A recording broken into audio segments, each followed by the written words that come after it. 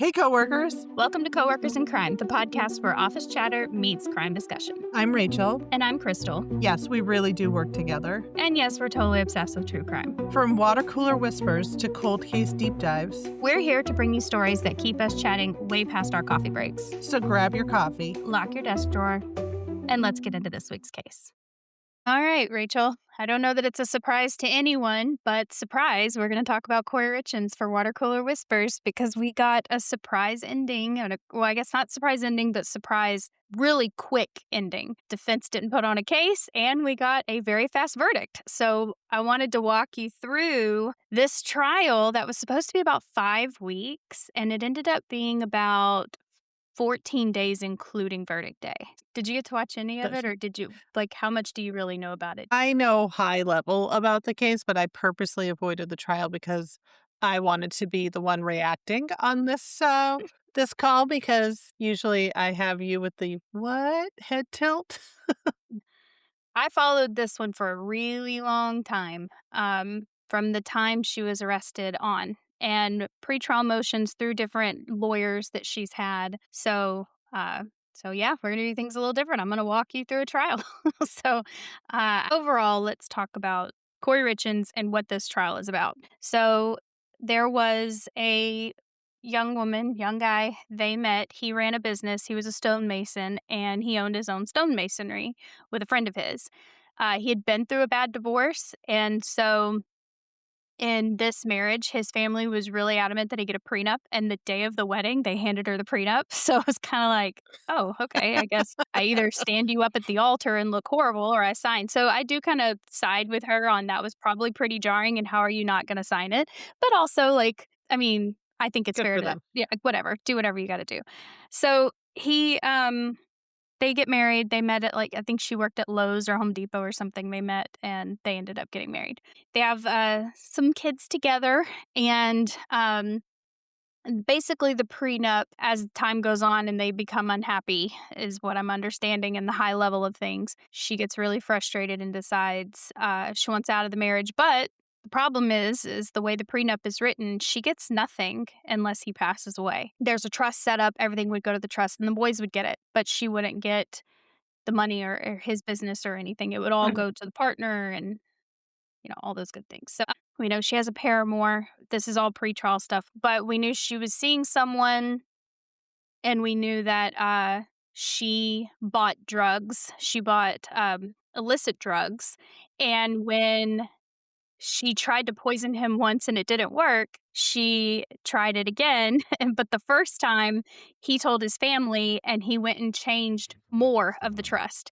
So it made him so uncomfortable, he moved the trust into his sister's name, and just removed her, absolutely removed her. So he felt like she was trying to poison him. And she ends up asking for the Michael Jackson stuff the second time, because the first time the egg sandwich didn't take him out. So she asks for the harder stuff, and there we go. She's being charged with his murder. She wrote a book about grief. It's a children's book, and was on tour for that book when she was arrested, which was a ways after. So that's kind of what happened. I don't know if there's a better way to lay all that out, but that's kind of the start of all of it. What are your I think thoughts? that's the part that gets me, is that she wrote a book on grief for children after she's the one that we can now say she's the one who caused these children to have to deal with this. It baffles me. People just baffle me. It seemed cold in the beginning. It's even more cold once more information comes out. And the hardest part of this particular trial for me was, I usually come in and I presume innocence. I'm still going to let the defense show me something. And I really did try with this one, but I knew what they kept out. I knew it. So watching pretrial makes it really hard, because they're not letting that in because it's too biased. And I get that. But I'm going to see how you feel, because there's a lot of this. I'm kind of disappointed in myself, but I can't change how I feel, So it's one of those things that I want to fix about the way I feel about this case, but I just can't undo it. So I think when I first heard the case too, I thought she had written this book before it happened, and I was like, well, that's just some that would be coincidence, bad. Yeah. creepiness right there. And then I don't remember when I found out, but then I was like, "Oh, she wrote it after." Yeah, I don't know how I feel about that anymore. Yeah. It's, It's it's a lot. something else. Yeah. Yeah. So I'm going to, real quick, just read you the way that it laid it out for me. So she's a real estate investor. She's a wife. She's a mother. Her husband Eric dies suddenly at night at home where she made him a drink. Shortly after, she writes a children's book about grief, and then the investigators start looking at her funny. So, um, like you said, it just feels off, right?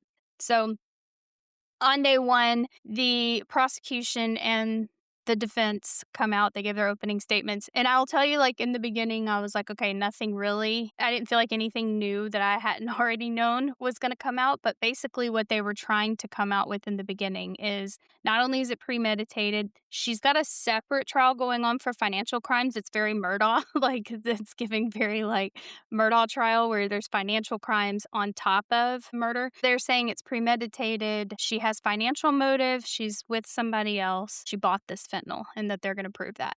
The defense is saying, no, it's circumstantial. There's no direct proof. You don't know how he got this fentanyl in him. He could have taken it himself. And that there's just all these other possibilities. And so this is what I was telling you where I wish I was, I found myself disappointed that if you ask me about all these alternative possibilities too many times, I don't believe a word you're saying anymore.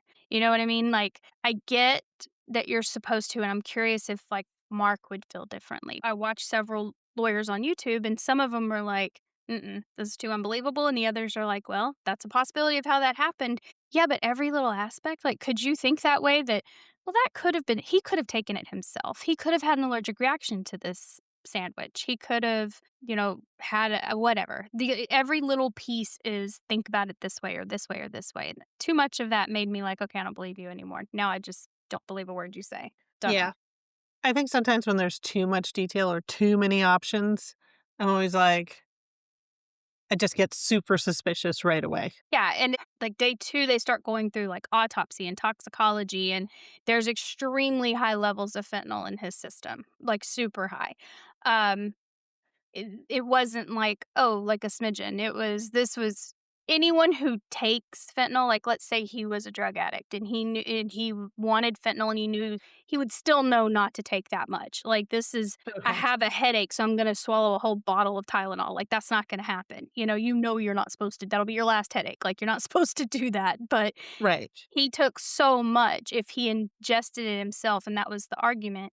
Um, it was so fast acting and not in accidental range, and the timeline fits that it was ingested at night. They have, there's certain, like, the toxicology showed that the fentanyl had already been digested, so he had probably taken it in 2 doses, so they thought maybe she gave it to him, um, a little bit and then gave him a little bit more or gave it to him in 2 separate ways because some of it was able to digest before it took him. So, that was part of the autopsy and toxicology. Um, so, how he died is more different than who made it happen. I guess I'm more curious what you think. Like, could if something happens that big, what are the options that come in your mind? I think my first question is, is he a habitual user? Mm. Because I'm assuming, I don't know, that like many like alcohol and, other drugs, you build up a tolerance and then you need more each time. But this doesn't but based on medical professionals, they're saying this is a level that no one should be taking. No.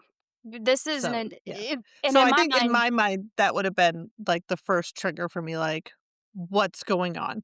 This is not right. Okay, now we need to start looking at, and again, you'd look at the people in the closest circle, then move your way out like they do in all investigations. So, yeah, that just sounds And so they're wild. looking at, was he suicidal? Was he sad? Was something happening? Did y'all argue? Was there a fight? Like, did he just go in and just shovel in a bunch? Like, I think if you didn't give it to him, someone did, and he didn't know it was there, or he was like, "It's over. I'm done."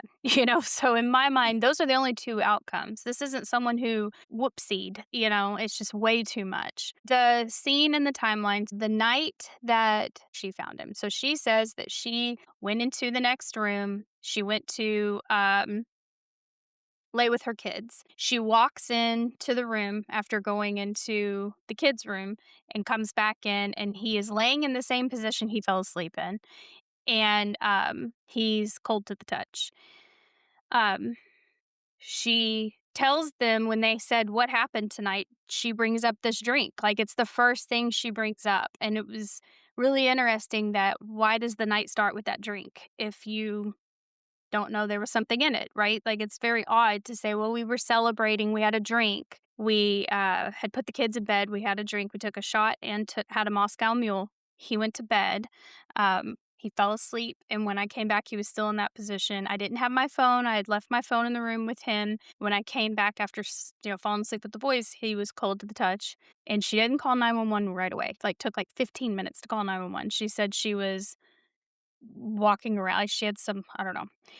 But she is it's like 3:30 in the morning or something when she calls, like, when they finally have someone come out there, and she tells she's the whole time got her hands over her face, like, you never really see her face in the body cam, and she never goes to her kids. That was, like, fishy stuff. I'm just kinda telling you the stuff they made a big deal out of, that it was really fishy. She wasn't trying to talk to her kids.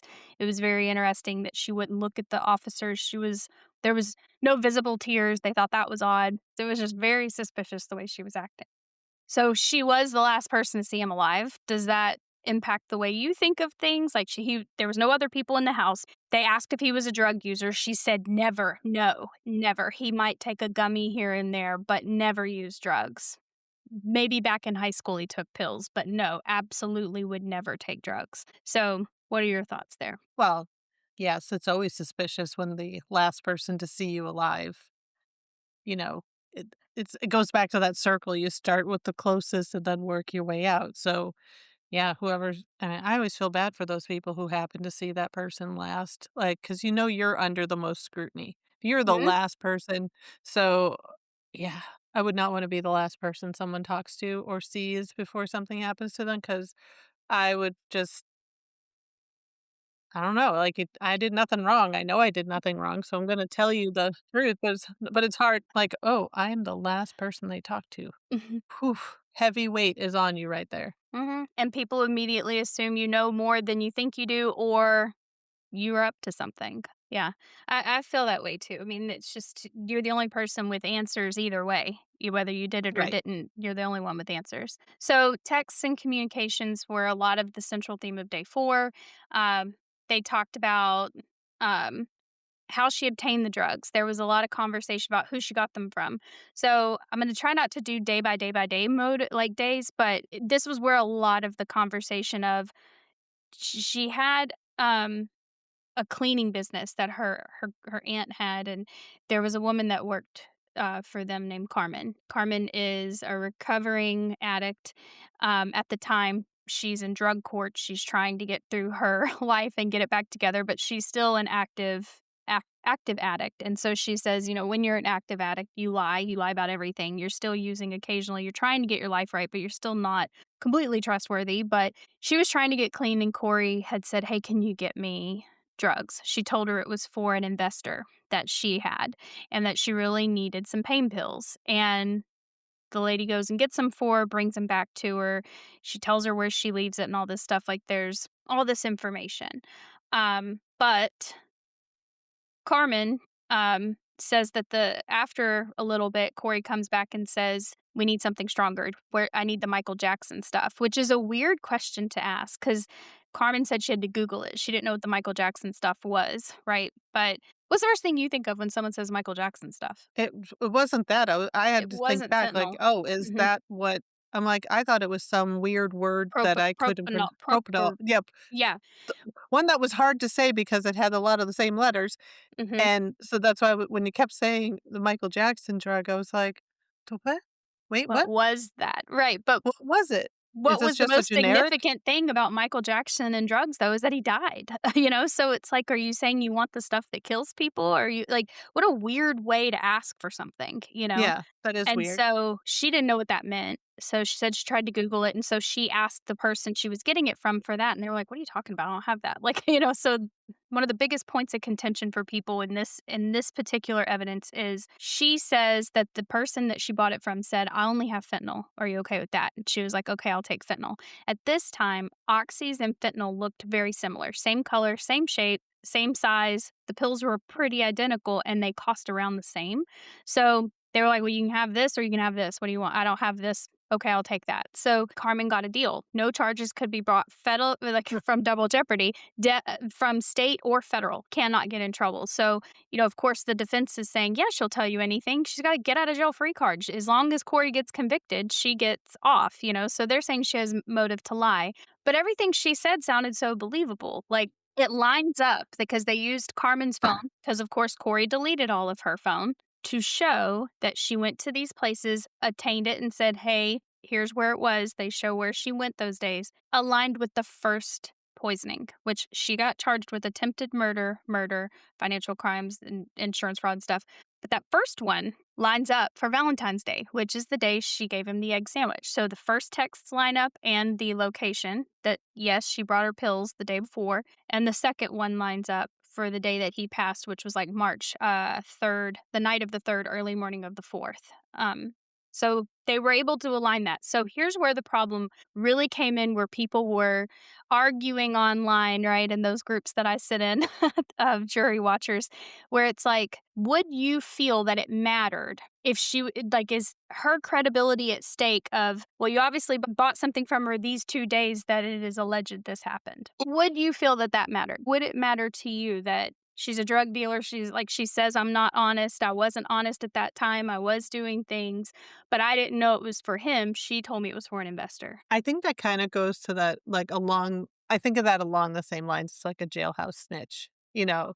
Like, you get those jailhouse confessions, and there's always somebody, and if they're getting a deal, I'm always like, "Hmm, did Mhm. they really say that?" Yep. And so we know that, she's could potentially get off scot-free, and, yeah, so that one that does make me that would make me wonder, but also with everything lining up, Yep. like, that gives So it here credibility, so there's a lot of exactly.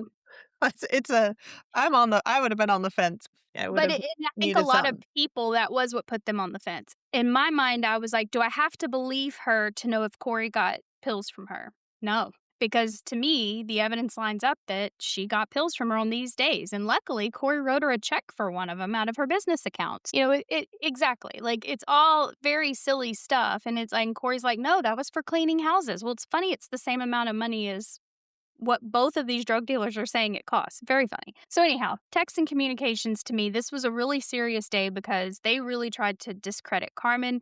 And yeah, she's a drug dealer. Like, would I trust her with a lot of things? Probably not. But whenever you're saying she bought drugs, I need to know, if Kouri did this, did she have the means to get drugs? She did. She had a way to get them. And we have proof that she asked her for them.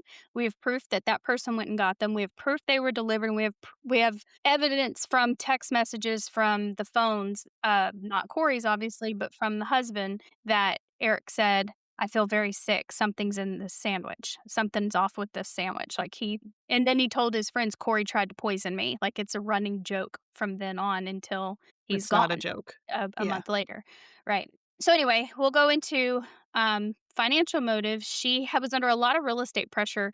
They started going through they had a forensic accountant come in and look at everything, and the amount of debt she was in was pretty severe. So the night that he passed, they had taken a celebratory drink because she bought what she called the Midway Mansion. It was this big house that was really known in town, that she wanted, and he was against buying because he felt it was a money pit.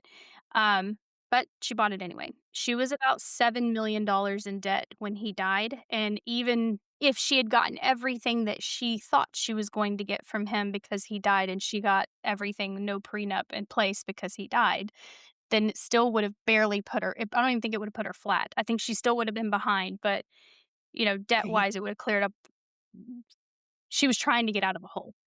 Um, she put some life insurance policies on him that they claim that, well, the prosecution is saying she forged, that she, like, moved some of his phone numbers. She changed the phone number so he couldn't be contacted about it. She, messed up his social. There was a couple of things that weren't exactly right on it, but she had put some life insurance in place. She tried to change his life insurance and take his business partner off of it, and it notified him and his business partner that it had been changed, and they hurried and changed it back and then took her off of other things because of it. So she had been doing things that had raised his suspicion in the first place.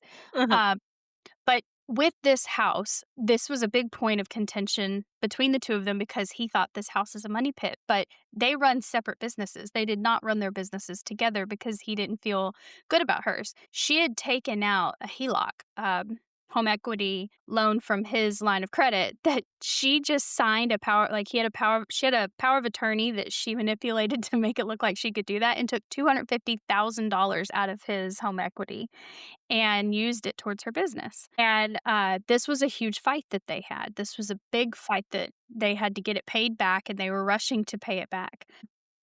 The amount of financial stress she was under was another reason that they used this as motives. How do you feel about that piece? So this is added onto the texts, added on to the asking for drugs, added on to, that the autopsy had this large amount in there. So tell me what you feel when it comes to financial strain. Well, don't they say that's like what? Love, money. I Yeah. can't remember the third one for like the reason for Um, crimes of passion. What's the third one? sex, money, drugs. Is that it? That's rock and roll, isn't it? What is it? I don't know. I can't think of the third one. Anyway, but, like, so I feel like, all these shows that we watch and things that we listen to and all that, like, there's just a theme, like, is it money's involved or there's an affair or, Hmm. like, just something. The Yeah. Yeah, it's typically one of those things, and she had 2 of them. So she had she was having an affair and she was having money issues. So they end up going through they have, the person that they bought the drugs from come into who she went to. They have them come in. So where did the fentanyl come from? She didn't just get it once. There's no legal prescription for it. It's not like he had medical fentanyl. What other medications was he on? There was all kinds of things that they were trying to prove with the prescriptions and things. They found a prescription drug in him, and it was her medication. So what's really odd is she called the medical examiner and called about the autopsy. She was pretty like, the only time she took her hands off her face during the entire body cam footage is when they said, "We're taking him down for autopsy." She was like, "What? Why?" Like, I don't think thought that they were gonna do an autopsy, but he's so young and he had no real medical he had, like, Lyme disease, but nothing that made them think he should have died like that. Um, so she calls and she's like, "What is this medication?" And she's trying to pronounce it, and it's her own medication. And she's asking about, like, "Well, would that be mixed in with fentanyl when you buy it? Like, why would he have that?" And she's asking all these questions, but can you tell if he took it or did someone give it to him? So she's asking really weird questions. And the oddest thing about the whole thing, she recorded these calls herself. They found them when they finally got some of the data off of her phone. They found these recorded calls that she had recorded of herself asking these questions. Really strange that she would do that. Like, but a very weird question. So, like, if you're hearing, not only are you calling the medical examiner, but you're pretending not to know your own prescription. How I'm do you just feel thinking about you that? don't call the medical examiner. I think you stay out of it. But, like, I wouldn't call the medical examiner unless I'd be like, "When's the report gonna be ready? Will And I I get a guess, copy?" Like, yeah. In those things, fairness, I don't think I'm calling him to be like, do you think he had this?" I don't know. That just seems like a weird one. That's that whole insert yourself into the investigation thing. Like, yeah. that's In that kind of fairness, the vibe. reason she was doing that is they were not going to. His family was so suspicious of her immediately because she was acting funny. She was partying. She still threw a celebration of the closing of the house the day he died. The day his body was wheeled out, she still threw a party at the house. She called it a wake, but it seemed off to the family. They were like, "This feels really weird." She started telling people he had an aneurysm. There was no proof of that. Like, some of the ways she was acting was so bizarre. She was trying to keep the kids away from them. She was trying to break into his safe to get the trust. They found out about the other life insurances that they didn't know how she got those. They were starting to just put some pieces together. So because his sister was the executor, they were like, until the autopsy comes back. Well, when she heard that it was undetermined, because unfortunately, the medical examiner is retiring and didn't feel comfortable putting what it was on there, so she just put undetermined. Well, to Kouri, that meant, oh, good. Doesn't mean that he was poisoned, but her Google searches kind of gave her away. So, uh, some of her Google searches are pretty crazy. We'll kind of go through that. But I will say that um, her asking the medical examiner fairly to her, she had a reason to want to know what they were saying, if that makes sense. But Yeah. I'm gonna read you some of these Google searches that I think I Kouri saw had. some of them earlier, but Oh, they were please bad. do. Yeah, they were bad. There were They some were memes that bad. were bad. What is the lethal dose of fentanyl? To me, that one was like, okay, yeah, like she knows he died of fentanyl now, so now when that is done is probably a little more important. Luxury prisons for the rich in America. If someone is poisoned, what does it go down on in the death certificate as? Why would you put poisoned if he accidentally took it, right? Yeah. Yeah. Death certificate says pending. Will life insurance still pay? That one's kind of fair. Can cops force you to do a lie detector test? Can deleted text messages be retrieved? When does FBI get involved in a case? What are you allowed inside Utah jails? Kouri Richins' net worth. Is naloxone similar to heroin? What kind of doctor was Dr. Pepper?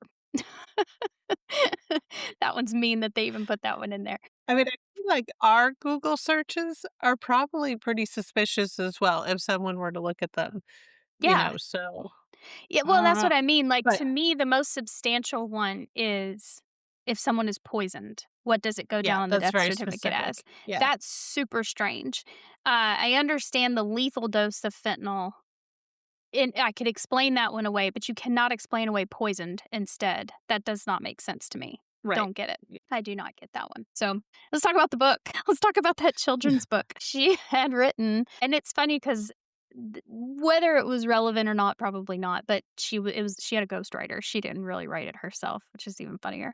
But and kind of petty. I feel like that was a petty thing to put in there. They didn't really. It's not relevant. But she wrote a book. Her name was on it that about children's grief, and it was called "Are You With Me?" And the family is there's civil suits about it because she used his likeness on it and the kid's likeness, and they did not like that, obviously. Um, the timing was interesting. She had been doing like a little book tour where she was reaching out to news stations saying, I want to promote my book on your station. So she wasn't like reached out about it. She reached out to get promoted, which whatever. I mean, go ahead, promote yourself. But, she had said something about it being how you handle grief and how kids handle, and that there are no other children's books at all out there about grief. But definitely weird behavior if you're being like charged, I just very weird. I wanna disagree about that there's no other books out there. Yeah, a lot of Um, people do. You're not there's a alone. there's a lot of A lot of children's grief. grief books, Yep. that are out there, so I don't know that I believe that one. Yeah. Oh, that one just feels icky. I wanna move on from this because I That don't one's like this gross. book. Yeah. Mhm. Also, That one's very gross. I think my other thought is, what expertise does she have in writing this book? Yeah. She's Maybe not a that's why she had a psychologist, ghostwriter she's not too. a teacher, Mhm. like, she's not yeah, Mhm. I'm good. We can Yeah. move on. Yeah.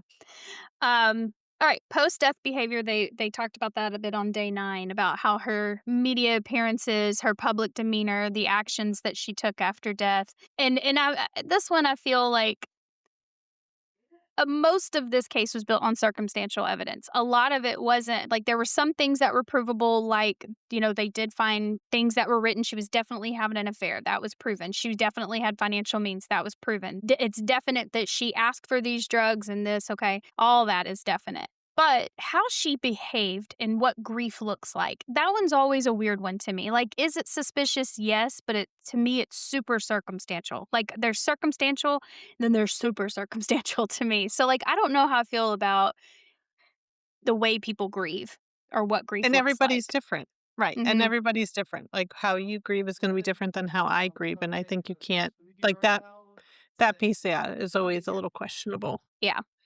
The investigation focus, like they weren't real happy about the way police handled things. The guy who was head of the whole thing was new. He had done. He was actually I can't remember. He was more on the drug side. Like he had more been dealing with drugs and now he was doing homicide. And his first case turned into a homicide instead of a death investigation and all this. So it just kind of blew up on him. And he didn't do a wonderful job, but he also, I mean, a lot of it to me was the sister was so convinced that something was off here because Eric had been saying, I think she's trying to poison me. We need to move this. She just tried to move my insurance. Something's odd. Like he was so suspicious of her that, he was already saying all these things. So the sister felt like if they got a private investigator. So there's all these weird things that, like, the investigation, if it hadn't been for the private investigator, a lot of things wouldn't have been found. And the private investigator got most of it pulled out into the open. So there was, like, really weird stuff there. But to me, the tunnel vision, I do understand tunnel vision. I understand when you feel like we've seen that, right? But I didn't feel this was tunnel vision. I felt like they had originally been like, okay, maybe I think at first they had to convince the lead investigator that this was more to look at. I don't think he really was Mhm. convinced of that until the private investigator came in. And that was kind of the argument that private investigators don't have to go off of certain rules that police officers do have to protect our civil rights, whereas a private investigator can dig through all your stuff and there's, however they want to do it. It's not the same. They don't go by the same rules. So I don't know. There was a bit about investigation focus. I don't think that meant that much to me, but um, I don't know. The investigation was just kind of, it wasn't, Solo Cup crazy, but it wasn't, like, the best investigation you've ever seen. So Okay. Well, I I I feel like there's, times when I mean, you and I have never been investigators, so, like, we don't know how it goes. So, we know how it goes based on trials we've watched or, mhm. true crime TV shows, but I feel like there's sometimes and we might know people who have background and can give us a little bit more insight than, but it just seems weird. The defense spent a lot of time attacking the credibility of any witness that came up. There was one witness that came up that Corey had a house that she owned, right? She owned several homes that she was flipping. The intent was to flip them. She wasn't owning them and renting them out or Right. anything, but she had a handful that her paramour boyfriend lived in. So this guy she had dated for 2 years, he did come on the stand when they swore him in. You remember that? Because I was like, "Oh my gosh." So they went to Well, we swear gotta him tell in. everyone about this Yeah, because 'cause I've never, ever heard of this happening. it was really crazy, and he was such a genuine person. It was And not really even, sad. like, in a movie or a TV show, like, I have literally never heard this happen. No. So go ahead, He tell me he again. walks in, raises his hand, and they ask him, "Do you promise to tell the truth, the whole truth, and nothing but the truth, subject to So penalty and help yeah, perjury?" yeah. Yeah, and he says, "What do you mean by the whole truth?" Basically, like, he's like, "What do you mean by that? Like, define whole The truth, whole like, truth. define entirety of whole truth." So the judge is like, "Wait a second, what?" And he sends the jury out. He's like, "Jury, out of here." So the jury gets booted, and he starts explaining, like, "Sir, can you," this is a yes or no question. "Can you," and I'm telling you, Corey's face through the whole trial was questionable as it was. She was smiling ear to ear, like, "Oh, he wants to lie for me?" Like, you could tell, like, she looked really happy about this. So, Oh my gosh. it was very funny because her face was very telling through a lot of things, and, um, yeah, that one was definitely something that I was like, "Oof, I don't know that I would have said that," but I think what he meant was, "If I don't wanna answer, do I have to?" I think that's what he meant, like, "Can That's I." probably the spirit of it, yeah, but Yeah, but I remember when you first told me about this, I was like, "What?" They yeah. said like, how do you not know how to answer that? Like, the judge said, "It's a simple yes or no answer." What do you mean I about guess the whole that's my truth? next question. Has anyone ever said no? And then what W happens? a Do you and is get that plead the dismissed off of 5th? the Like, Yeah. right, like, wouldn't you just stand there and plead the 5th then? Like, you're making me come here, so I'm just gonna choose not to answer. I don't know how that I have no idea. It's very We weird, and might it have was to do a really history jarring. of pleading the 5th. Ooh, that is a good one. That's a really good one. And I feel like He was really Yeah. it was sad because he cried on the stand, like, he was very upset. You could tell he was madly in love with this Mm, woman, madly in love with her. They yeah. dated for, 2 years off and on or so, and they met somewhere else, and she moved him there to live in a house that she paid for. She bought him a truck, like, she took care of him, and he would do cabinets and stuff for her houses, like, help her flip houses and stuff, and, so he did a lot of things for her, but, one of the really crazy things for this is the way they talked to each other. They were in love, like, Right. she had booked a some of the texts between them I felt were very damning because she was saying stuff like she bought them a trip, um, to this secrets resort, and she was like, "Are we there yet?" And this is right after he died. She says, she tells him she wants to get married to him. You know, and this is after right after he died. She does see him. So he said they didn't see each other as much after he died because she was going through the whole thing, like, funerals and all the stuff that she had to do. And um, they met up one time. He said they were sitting in her vehicle, and she asked him what it was like if he'd ever killed someone because he was in the service. And he was like, "Yeah." And she was like, "How do you feel about it?" And he thought that was a really, like, at the time, he thought she was just talking to him. The way that he ended up getting involved in the trial because he hadn't talked to Corey. They broke up after like 9, 10 months after Eric had died. He heard it on the radio that Corey had written a book. And he was like, "Oh, that doesn't surprise me," and he was like, "Okay, so she's doing well." And then he hears on the radio that she's been arrested for his murder. And so he's like, "Whoa." And so he reaches out to Eric's family, to the sister, and he's like, "I need to talk to," and the sister's husband was like, "Well, call the private investigator basically and tell him what you just told me." Because he said, "I thought as soon as he heard that she was arrested, the first thing that popped in his head was her saying, 'Have you ever That killed question. anyone?'" Yeah. And he Mm, said, "At the time, I was like, it was a weird question, but he kinda shook it off because he thought maybe she's just trying to have a conversation with me, but then now that was the first thing that jumped in his head, and he felt it was important." He said, "But I don't know what it means." And I think that was probably why he asked, "What does the whole truth mean?" Because he didn't know what it meant. right. It's still a funny question. And I don't know if I wanna tell the whole truth about that because I don't know what the truth is. I think that's to him, I don't know what the truth is. I don't know why she asked me that. Who knows why she asked me that? But he had no, you could tell because they had been texting the night before, and she was like, "If you just give me till Friday, just give me till Friday." And, what if she said, "I have this dream that I divorce and I come into millions and millions of dollars, and you and I buy that house and we live together and we raise some kids and we get married." And this is 2 days before he dies. Like, it's just really bizarre.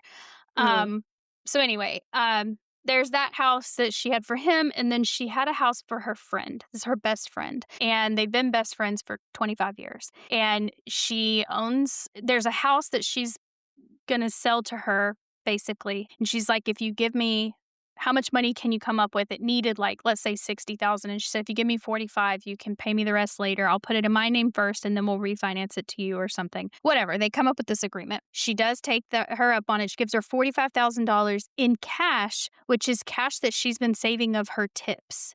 Like, her friend has been working at, this restaurant or whatever and saving her tips for years. Maybe she's a bartender. Don't know, didn't really pick up on that.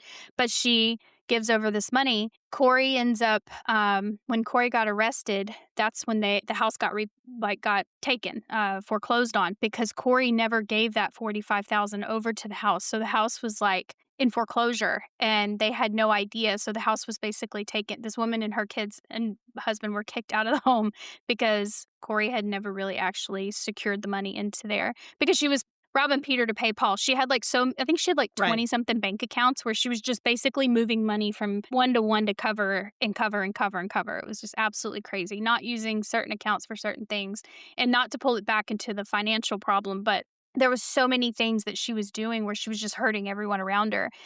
And this was a big deal that her and her friend, of course, her friend just lost her home and $45,000 she'll never see again. I can't imagine that ended very well. But yeah, that was pretty ugly. So keep in mind the defense has still not called a single witness at this time. So the defense is poking holes in anything they can.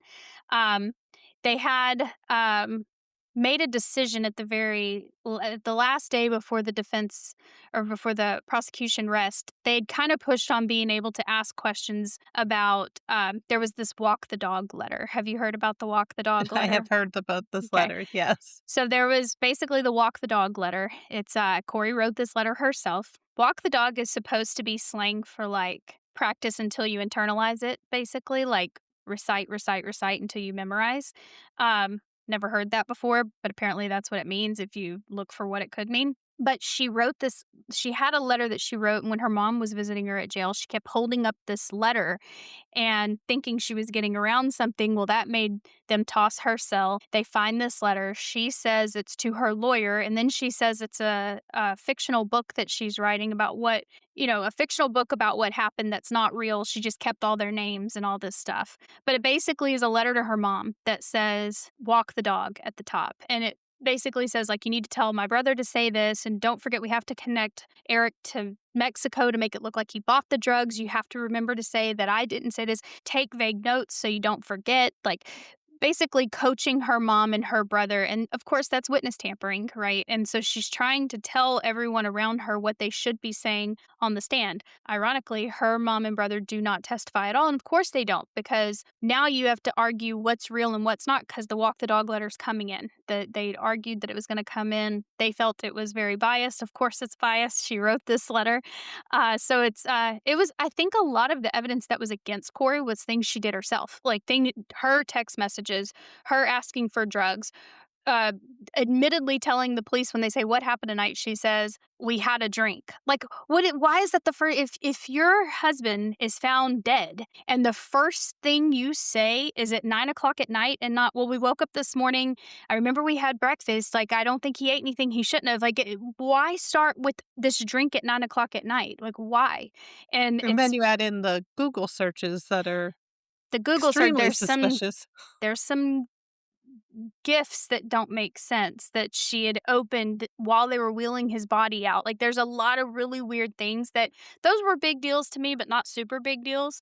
Right. Um, so they argue about what can come in. They make this big push for, we want to be able to mention this. So the defense is like, we want to ask about this. We want to bring this up. And the prosecution's like, look, if you bring that up, I get to bring this up. Like, you're opening the door, right? So they keep going back and forth. This is the day of where the prosecution's about to rest, and they're like, this makes a big difference on if we rest or not, because if you're going to ask this question, that means we have to call this person back because you're asking the wrong person. So the judge was really great about giving them space and making sure that he protected this case with appeal issues so that they couldn't appeal on this or that or the other. So he was being very gracious in that. So he opens up all these ways that they can do this. So the judge tells him, you can ask that question if you want to. I went back and researched. Here's the case that says why. Go ahead. You can ask the question, but that means they get to ask this. And they're like, okay, we're going to decide later. But until then, we're just going to ask this question. He's like, okay, I don't like it, but okay, you can ask that question. Like, make sure you keep within the. And he's like, make sure you hear me. You can only ask it this way. You heard me, right? Like, it was really funny how the judge was like, be sure you heard me. Are you listening to what I said? Don't ask it that way. So anyway, they ask their questions. They end up resting. Okay, now the prosecution rests. Then the defense rests, which was really bizarre because it was like, wait a minute. And I texted you because Yes, I was like, because I you forgot did not tell me. I You did did it. not tell me I that was they on rested. I was on a I mini think it was vacation. Yeah. you were. I think it was when you got back because I was like, I know you said the internet was bad. Did you even know that this happened? This was supposed to be like a 5-week case, and it ended up being 2. And it was really bizarre because it was about 3 if whatever, but 14 trial days.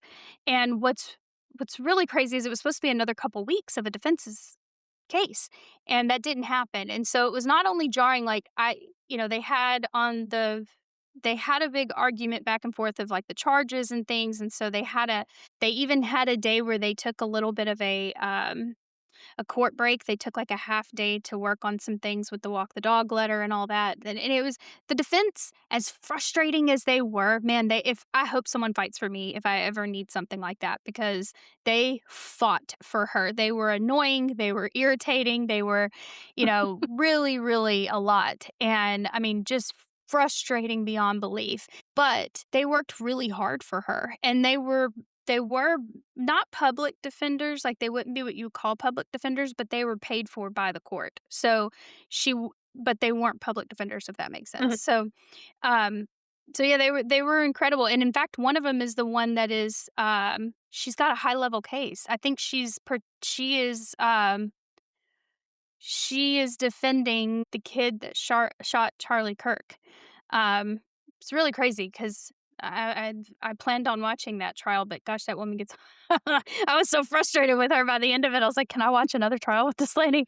But she's really good. I mean, she is very good. She's just extremely frustrating. Well, and that's So what you want your defense lawyer to be like, right. is It good.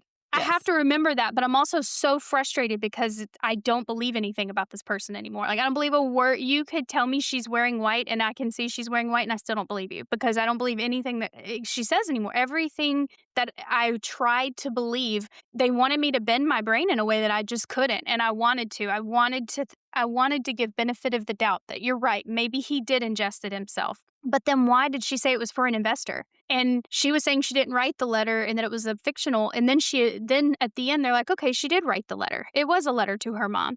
And then it's, well, yeah, we want you to believe that yeah, Kouri did buy drugs and she was buying them for him. Well, you just said she didn't. You just terrorized this woman on the stand that they never, that you, that, or is that really how it happened? Well, what is it? You just in your closing said she did. So it made no sense because it was stuff they fought for all these days. And then again, they True. have no burden of proof. They don't have to prove anything. They just have to poke Right. holes in everything. But when you're trying to poke a hole in everything, it was like Banfield all over again. I was like, I don't believe a word that comes out of your mouth. Nothing. And she was intended to Take the testify the whole stand. time. Yeah. Yeah, but then when they rested, and, obviously that wasn't gonna happen anymore, but it was absolutely crazy. Um, Closings, the defense, um, I think theirs was an hour and 9 minutes. The prosecution had, their original closing, and then they get to do a rebuttal. So, I think in total, theirs was like an hour and 38 minutes, and then they went back with another 31 minutes or something. So, it was quite a long there was no limit on closing. They could close as long as they wanted to since the trial was over so early, basically, but so I'm watching closings, okay? I'm watching these closings. I get through them. I'm it takes me a long time to get through these throughout the day. I listen at lunch and all that stuff, and then I listen on 1.5 speed to get through them. So at night, I'm just getting done with dinner and I'm listening to the second part of the rebuttal closing on the prosecution. Their last little bit of closing. I don't even think I ever finished it, and my alert goes off, verdict. And I was like, "Shut up." Because I'm behind, right? I'm watching behind. And I was like, it's Yeah. not even been 3 hours yet. They've had dinner. They've had time to, like, go have bathroom And breaks. yeah, and then I get the text from you, you're like, "Verdict, 8:20 or 7:20," whatever time it was, and I was Central like, Coast. "What? Yeah. Already?" And I was like, "Oh, see, now quick verdicts make me nervous. They are They always make nerve-wracking. me nervous." And Yeah. then I was waiting, and I meant to log in to watch it live, but I didn't, and then you sent me the verdict Yeah. of Well, guilty, because which it I was was like, "Phew," because I was a little yeah. nervous that this was not gonna go that way, that a juror held out and convinced people, like, whatever the case might be, to that she was not guilty, and I was like, "Oh, please, please no," because there's so many things about this case that made me feel icky, for lack of a better term, that Yeah. if it had been anything but guilty, I think I might have lost a little faith in the justice system, you know what I mean? Well, and that's kind of what watching with lawyers is tough, and I'm definitely gonna link them in the bottom of our show notes on this one. But I watch with Emily D. Baker. She's awesome. She's got her whole law nerd channel, and I will sometimes I watch with her because I like to hear. She really breaks down. I've learned a lot about law between her and the lawyer, Peter Tragos. I watch the two of them the most. I like Law and Lumber, and there's quite a few that I watch. Andrea Burkhart, but not all of them watch all the cases I watch. So I typically have to kind of tune in with whichever lawyer I really like that's watching the case that I'm interested in. And Emily was watching this one. So I would watch during the day with her and then I would listen to Peter break down the case. And I'm sure there's a lot of people who watch trial that do that. So I'm not the only one that does this. This is my habit and pattern. Sometimes I just watch Law and Crime to watch it because I've got very limited time. But luckily, because I've watched with them for so long, I do now know that hey, objection, that's leading, or that's asked and answered, or like I actually know how to call balls and strikes a little bit more now because I've been watching for so long with them too. And the very frustrating thing about this one, and, I'm sure they will never hear this, but watching with Emily, I felt very connected listening to her talk about it because I was like, yeah, that's so frustrating. Like, she would get frustrated about the same things I was getting frustrated about, even though it falls within legal grounds of what you're allowed to do, like them not putting on a defense. While it's deceptive that they led you down the path to think they would the whole time, they don't have to. So it's not like they did anything wrong. It's just annoying.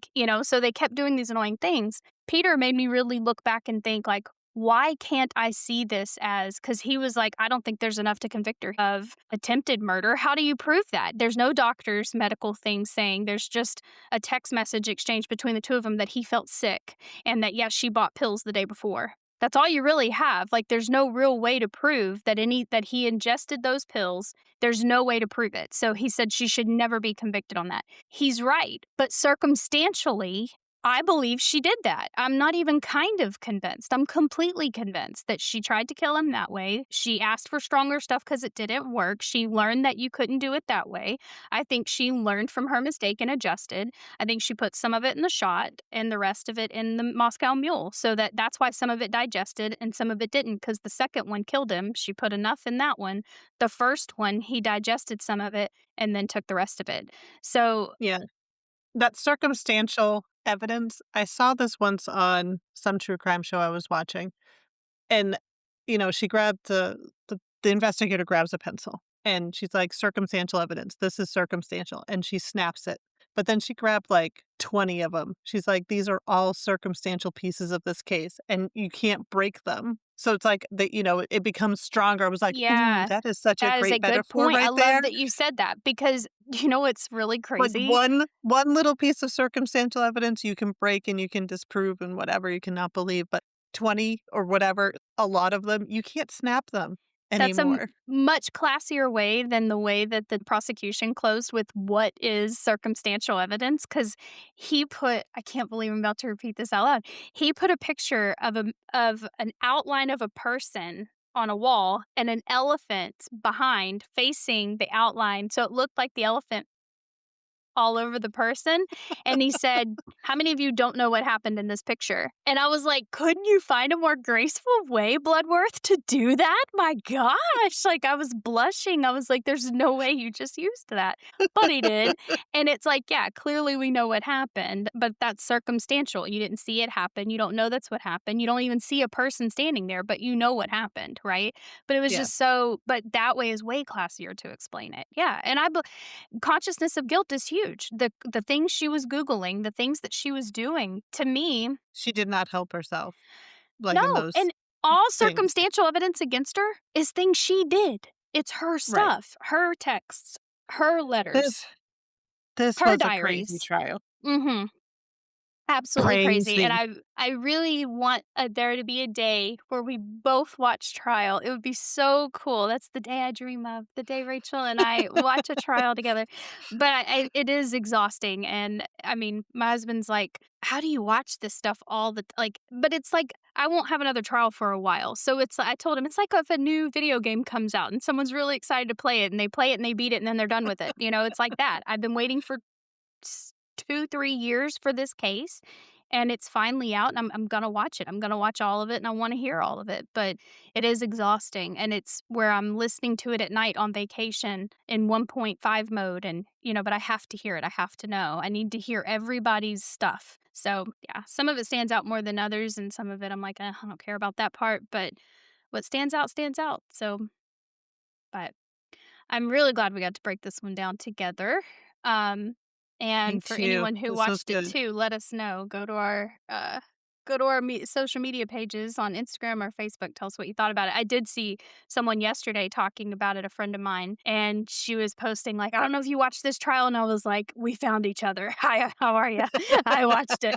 Yeah, she was posting about it, and I was like, "Yes, yes, I watched it." And she was like, "Isn't it crazy?" I was like, "Yes, it is definitely crazy." I mean, it's very sad that we take people out for stuff like this. I mean, Just get a money is divorce. just get a divorce and be poor. Like, you're obviously, like, mom bossing, then go be a boss girl and go start your business from scratch and come from the ashes. I mean, this is just so silly that people Tate, I don't get it. Oh, one more thing. Her sentencing is on May 13th, which is his birthday. I don't know if you know that. Yes, I Yeah, saw that's that. pretty cold. That's pretty cold. That's So, I wonder if that was intentional or just it's 2 months after your conviction, I don't know, but and that just happened to be the day. May 8th or 7th is Banfield. So I feel like we should do a sentencing water cooler whispers at that time to talk about what Banfield got and what Richins got because ironically, we started both of them at the same time anyway. So Right. I guess it's not ironic, it's 2 months later. But yeah, we'll be able to go through those as well. But Me neither. anyhow, well, thanks for breaking it down with me. That No was problem, fun this to was get to good. bring Thank some you. shock to you a Yeah. little, I guess.